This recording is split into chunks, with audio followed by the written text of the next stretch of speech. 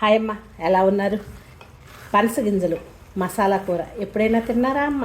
మీరు మసాలా కూర చేసుకొని ఉంటే ఎలా చేశారో కామెంట్ బాక్స్లో కామెంట్ చేయండి తల్లి. లేదు అని అంటే ఒకసారి జ్యోతి ఆంటీ ఎలా చేసిందో చూసేద్దరు రండి.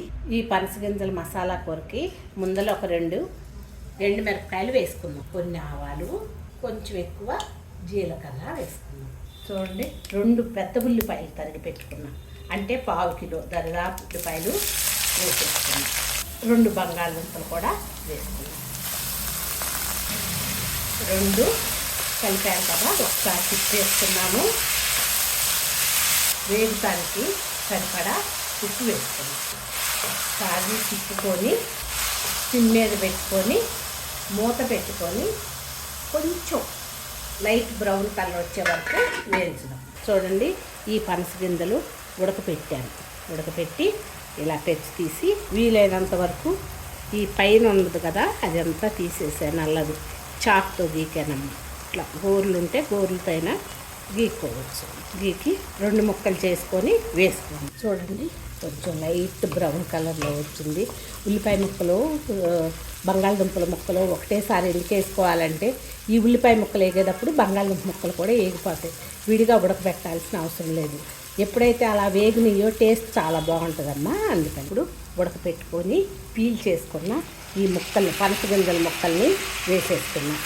వేయించండి, దగ్గర ఉన్నప్పుడు హై మీదే పెట్టుకోండి. చిన్న అల్లం ముక్క, అలాగే 4 వెల్లుల్లి గబ్బాలు కచ్చా పచ్చాగా నూరి వేసుకున్నాం. పచ్చి వాసన లేకుండా ఒక 2 మినిట్స్ వేగనిద్దాం. ఈ పప్పుల కూర టేస్ట్ బాగుంటుంది, అలాగే రిచ్ ప్రోటీన్ కూడా. సిమ్ మీద పెట్టి ఒక 2 మినిట్స్ మూత పెడతాం. చూడండి, ఇట్లా మగ్గాలి.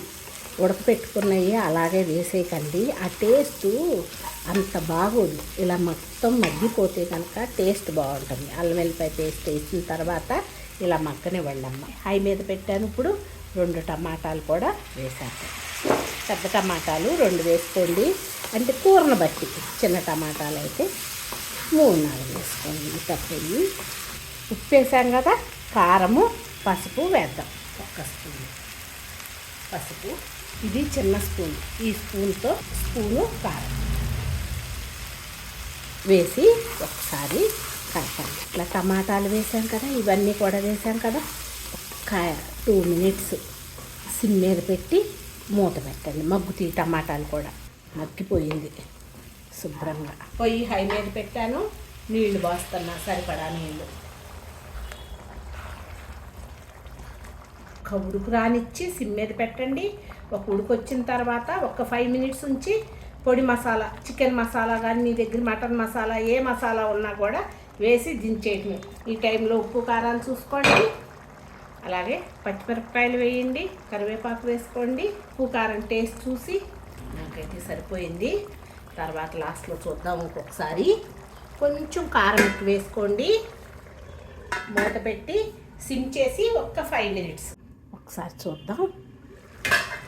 దగ్గరికి వచ్చేసింది. ఆ పచ్చిమిరపకాయలు కూరలో తినడానికి బాగుంటాయి, అందుకని లాస్ట్లో వేసుకోండి.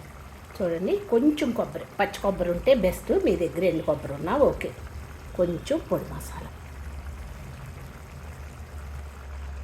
వేసి ఒకసారి తిప్పుకొని, గుజ్జుగా ఉంటుంది. బంగాళదుంప సన్న ముక్కలు కోసేసాము, అట్లాగే టమాటా కూడా వేసాం కదా, గుజ్జుగా ఉంటుంది, టేస్ట్ బాగుంటుంది. ఈ కాలంలో, ఈ సీజన్లో ఒకసారి ఇలా కూర ట్రై చేసి చూడండి. నాన్ వెజ్ తిన్నాళ్ళకి, వెజిటేరియన్ వాళ్ళకి బెస్ట్ చాయిస్ ఈ కూర. టేస్ట్ చాలా బాగుంటుంది. అన్నంలో కానీ, చపాతీలో కానీ ఎలాగైనా తినొచ్చు. నచ్చిందా మరి మీకు? నచ్చితే కనుక లైక్ చేయండి, షేర్ చేయండి, సబ్స్క్రైబ్ చేయండి. Thank you so much.